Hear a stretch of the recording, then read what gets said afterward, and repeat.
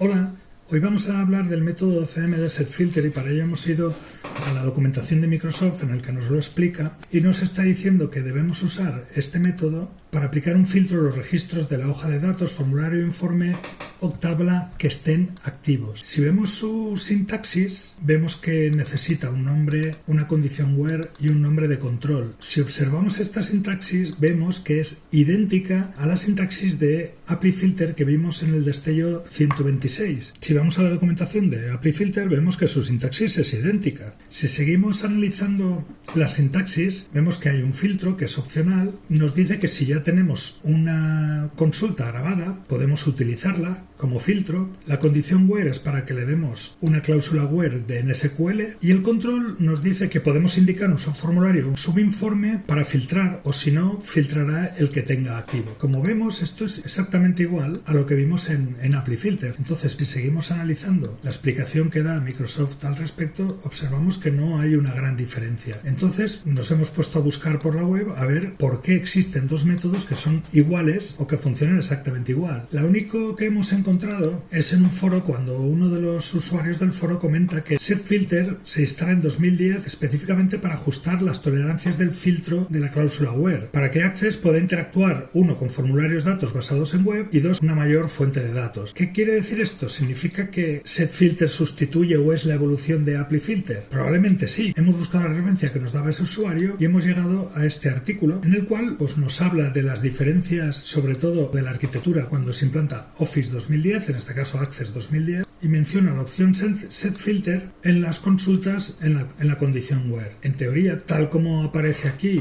o se puede entender de este escrito y lo que hemos ido investigando por la web, nos da la impresión de que setFilter es la evolución de ApplyFilter. Vamos a ver esto en la realidad y por qué no hay documentación de que uno sustituya al otro. Si observamos el ejemplo que hicimos en el destello 126, nosotros teníamos un listado, poníamos una condición y filtrábamos. Esto en nuestro editor lo hacíamos aplicando ApplyFilter a la cadena que queremos buscar. Muy bien, si nosotros ahora lo cambiamos por setFilter, de salida está funcionando porque le he pasado una cadena vacía, pero bueno, vamos a verlo con una cadena completa y el resultado es exactamente igual. Es decir, están funcionando tanto setFilter como ApplyFilter de la misma manera. Comentaba que podía haber una diferencia con las bases de datos web. He traído una base de datos ODBC, es una base de datos de SQL, y voy a cambiar el origen de datos y voy a poner esa base de datos para trabajar con una base de datos web. Aquí cambiamos cliente por proveedor y ahora tenemos una base de datos con unos clientes. Si yo ahora hago un filtro, por ejemplo Santiago,